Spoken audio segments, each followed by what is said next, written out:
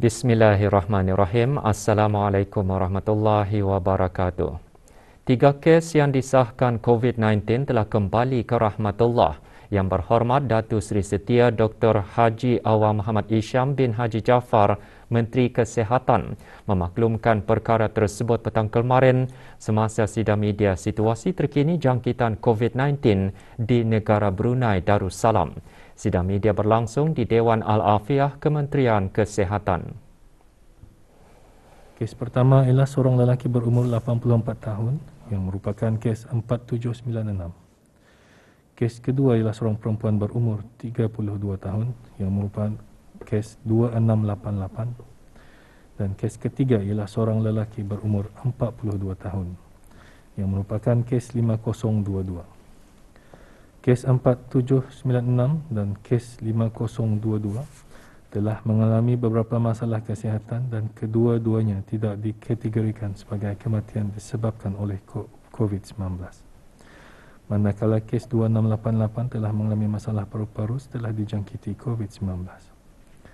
Di kesempatan ini, saya mewakili warga Kementerian Kesihatan dan keseluruhan rakyat negara Brunei Darussalam mengucapkan takziah kepada keluarga kes-kes berkenaan. Semoga roh mereka dicuci rahmat dan ditempatkan bersama-sama para solihin. Sementara itu, 263 kes baharu jangkitan COVID-19 disahkan kemarin menjadikan jumlah keseluruhan kes jangkitan meningkat kepada 5,960 kes. Terdapat 113 tambahan kes-kes baru kepada 17 kluster aktif yang sedia ada pada hari ini, yang merupakan kontak-kontak terdekat kepada beberapa kes positif sebelumnya. Sementara itu, terdapat 5 kluster baru dikesan. Kluster 3774 yang mengandungi 7 kes baru, kluster 5390, 5 kes baru, kluster 5677, 14 kes baru, kluster 5449, 7 kes baru, dan kluster 5673 yang mengandungi 5 kes baru. Manakala 2 kluster telah ditutup setelah tidak ada kes dikesan di dalam kluster berkenaan selama 28 hari. Kluster yang ditutup ialah kluster Dragon Boat dan kluster 451. Dengan ini, jumlah kluster aktif pada masa sekarang adalah sebanyak 103 kluster. Pada ketika ini, terdapat 112 masih dalam siasatan bagi mengenal pasti sumber jangkitan. Dalam pada itu, 127 kes telah disahkan sembuh, yang membawa jumlah kes yang sembuh di negara Brunei Darussalam kepada 4,022 kes, manakala jumlah kes aktif ialah sebanyak 1,898 kes. Di kalangan kes-kes yang dirawat di Pusat Pengasingan Kebangsaan, 7 kes ada dalam kategori 5 dan sedang dirawat di unit rawatan intensif. Kesemua mereka memerlukan bantuan mesin pernafasan ataupun artificial ventilation, dengan 1 kes memerlukan bantuan mesin tambahan hadlang mesin ataupun ECMO. Sementara itu, 31 kes lain dikategorikan dalam kategori 4. Itu mereka yang memerlukan bantuan oksigen dan adalah di bawah pemantauan rapi. Dalam tempoh 24 jam yang lalu, sebanyak 4,609 sampel telah diuji bagi virus SARS-CoV-2, yang membawa jumlah keseluruhan ujian makmal dijalankan sejak Januari 2020 kepada 325,991 ujian. Kementerian Kesihatan juga memaklumkan bermula hari ini hanya individu yang mempunyai aplikasi BruHealth di telefon bimbit atau yang berkongsi aplikasi BruHealth dibenarkan keluar rumah. Sabtu 25 September 2021 jam 6 petang, hanya mereka yang mempunyai aplikasi BruHealth di telefon bimbit masing-masing atau mereka yang berkongsi aplikasi BruHealth bersama orang lain yang dikenali seperti penjaga, majikan, pengurus atau rakan saja yang dibenarkan keluar rumah. Sesiapa yang gagal mematuhi arahan ini akan dikenakan tindakan undang-undang. Orang ramai disaran untuk memberikan kerjasama dan mematuhi prosedur operasi standard SOP semasa beratur bagi mendapatkan vaksinasi secara walk-in di pusat vaksinasi stadium tertutup. Jelas Menteri Kesihatan, pengambilan vaksin secara walk-in dibuka pada setiap hari Jumaat dan 1,300 slot dibukakan. Sekiranya slot tersebut habis, orang ramai disarankan untuk pulang dan bersurai. serta mengelak daripada perkumpulan ramai. Mengenai rapid test semasa vaksinasi walk-in kemarin, Menteri Kesihatan menyatakan terdapat 3 kes positif di Kesan.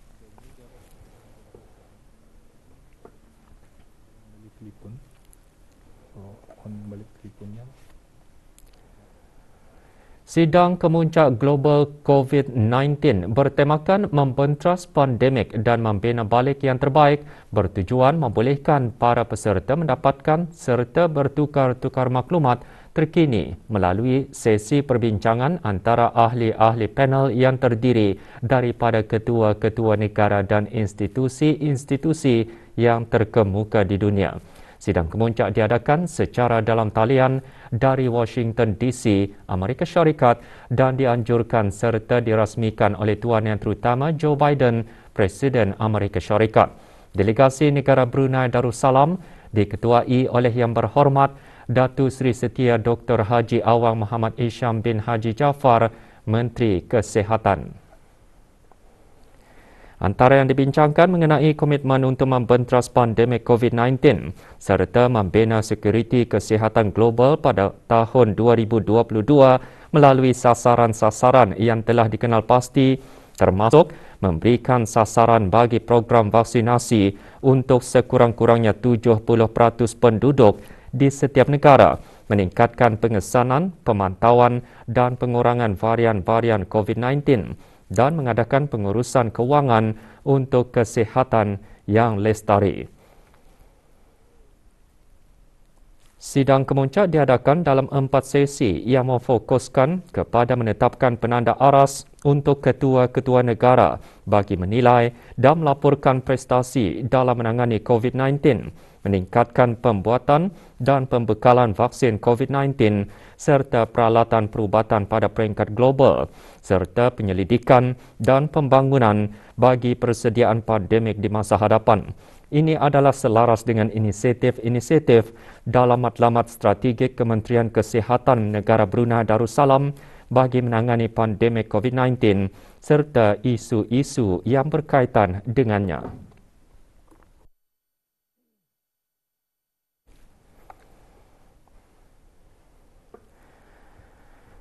Agenda keselamatan makanan kekal penting dan menjadi perhatian utama bagi semua, terutamanya semasa menghadapi pandemik yang telah memberikan tekanan terhadap sistem makanan global.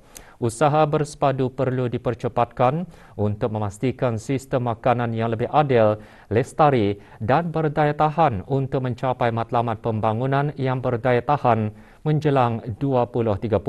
Perkara ini dinyatakan oleh Menteri di Jabatan Perdana Menteri semasa menyampaikan kenyataan di Sidang Kemuncak Sistem Makanan Pertubuhan Bangsa-Bangsa Bersatu secara maya malam tadi. Yang Berhormat Datuk Seri Setia Haji Awang Abdul Mukti bin Haji Muhammad Daud menekankan komitmen negara Brunei Darussalam dalam mengukuhkan sistem pemakanan dengan mempercepatkan pertumbuhan pengeluaran sektor pertanian dan perikanan, mempromosi pelaburan langsung domestik dan asing serta meningkatkan produktiviti melalui penggunaan teknologi bagi memenuhi permintaan domestik dan ekspor. Sejajar dengan komitmen tersebut dan keutamaan yang digariskan dalam Pelan Pembangunan Ekonomi, Yang Berhormat menjelaskan peta jalan bagi sektor industri makanan telah disediakan dengan matlamat bagi meningkatkan pengeluaran makanan yang selamat, halal dan berkualiti tinggi di samping mengukuhkan rantaian nilai sistem makanan.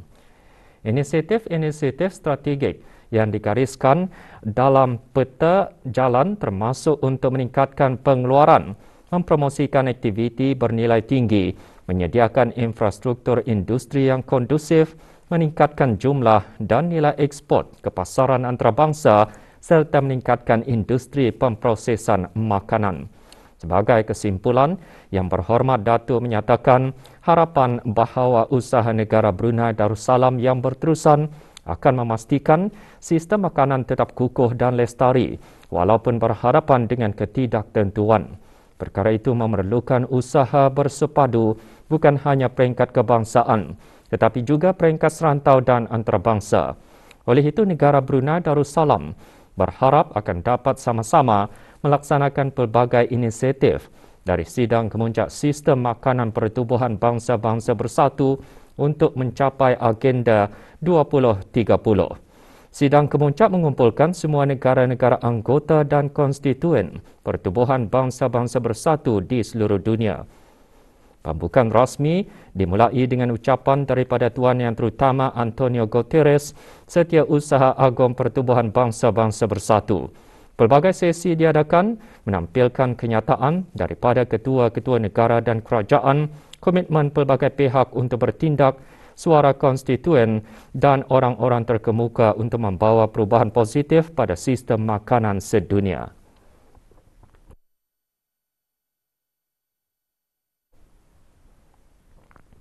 Kementerian Pendidikan melalui Jabatan Peperiksaan telah mengambil keputusan untuk tidak mengendalikan peperiksaan London Chamber of Commerce and Industry bagi sesi November 2021. Keputusan tersebut diambil berikutan situasi terkini jangkitan COVID-19 di negara ini.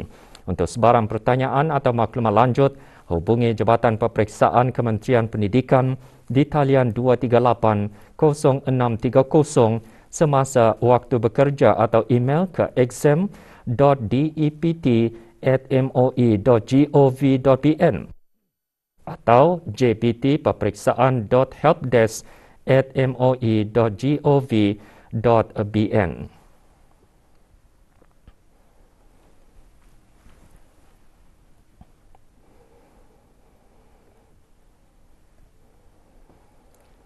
Guru adalah arkitek sosial yang mempunyai agenda melaksanakan proses pendidikan secara berkesan bagi melahirkan pelajar yang memiliki jati diri, berilmu dan bertakwa.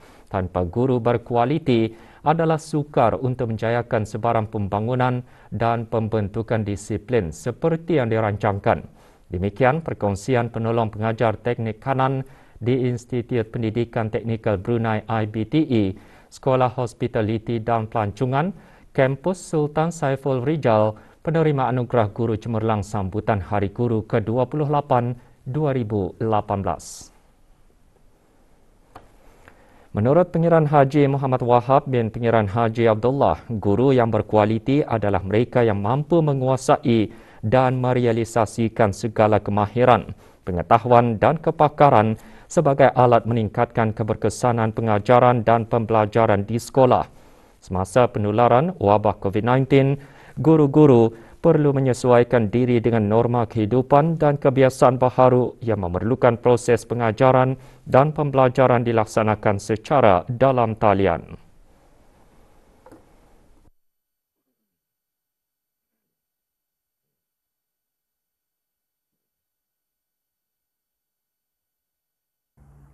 Perkembangan ilmu pengetahuan dan teknologi yang cepat dipicu oleh perkembangan teknologi informasi dan komunikasi serta globalisasi telah melahirkan sejumlah perubahan cepat dan tidak diduga di berbagai bidang kehidupan.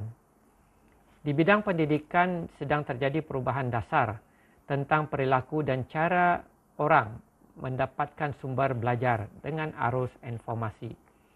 Guru perlu melangkah ke hadapan kerana dunia ini bergerak pantas dan pembelajaran semakin berubah. Justru kemahiran dalam pengajaran juga perlu berubah agar menjadikan guru berkualiti sebagai ejen penting untuk memicu negara ke arah status negara maju. Budaya membaca yang diamalkan sejak kecil merupakan rahsia kejayaan seorang mahasiswa di institusi pengajian tinggi tempatan sehingga berjaya menghasilkan buku pertamanya. Sebagai penulis muda yang berbakat, hasil tulisannya lebih berbentuk kepada kata-kata motivasi dan nasihat. Dayang Siti Julaiha binti Puasa, mahasiswa Universiti Islam Sultan Sharif Ali UNISA, berminat dalam bidang penulisan sejak di bangku sekolah lagi. Malah amalan budaya membaca telah memberi impak besar kepada dirinya sehingga mendorongnya untuk menceburi bidang penulisan. Disebabkan bakatnya, Dayang Siti Julaiha berumur 27 tahun sering diundang dalam pelbagai aktiviti kebeliaan termasuk program ceramah motivasi. Saya mula menulis melalui Instagram, Facebook, macam orang lain. Everyone post things, but I wrote some things lah dalam social media tu sendiri. Dan daripada koleksi tulisan-tulisan kecil tu, akhirnya dikumpulkan dan dikembangkan untuk dihasilkan sebagai sebuah buku. Saat tu saya memilih untuk menulis buku lah. Awal bulan Muharram 1443 Hijrah merupakan tarikh bersejarah bagi Dayang Siti Julaiha dengan penerbitan buku pertamanya bertajuk Back to You. Buku ini mengandungi beberapa tajuk, antaranya ialah mengenal Allah Subhanahu wa taala dan Rasulullah sallallahu alaihi wasallam. Buku ini menggunakan dua bahasa bilingual iaitu bahasa Melayu dan Inggeris. Bagi saya peluang untuk berkongsi arah orang itu memerlukan saya untuk menulis apa yang akan disampaikan itu, and sebenarnya daripada sesi perkongsian itu saya berpeluang untuk terlahirlah ilham-ilham muhasabah, ilham-ilham kata-kata motivasi, dan itulah bagi saya antara pengaruh yang sangat-sangat besar dan kesannya ialah dalam penulisan saya sendiri itu. Dengan bakat yang dimiliki, tidak diragukan lagi Dayang Siti Julaiha merupakan antara pelapis dalam bidang penulisan pada masa hadapan. Bagi yang berminat untuk mendapatkan hasil tulisannya, boleh layari aplikasi Instagram baitulhikmah.bookshop.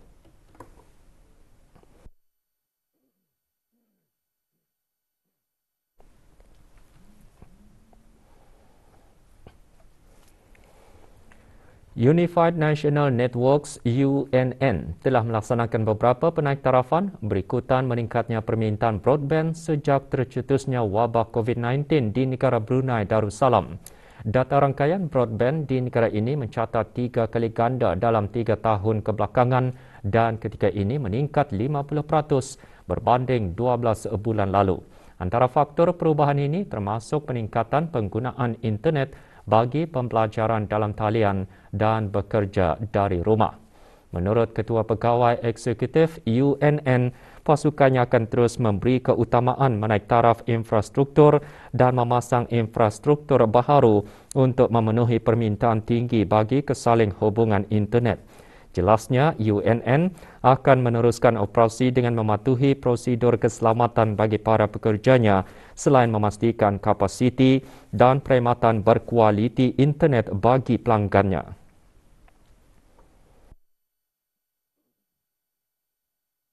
Here we have seen an increase of up to 25%, and which is more importantly, and probably should be expected, that is not only the evenings when originally people are at home and then watching a movie or doing other stuff and so on, it's now also during the day. So we have more traffic and starting much earlier and all over the day. So this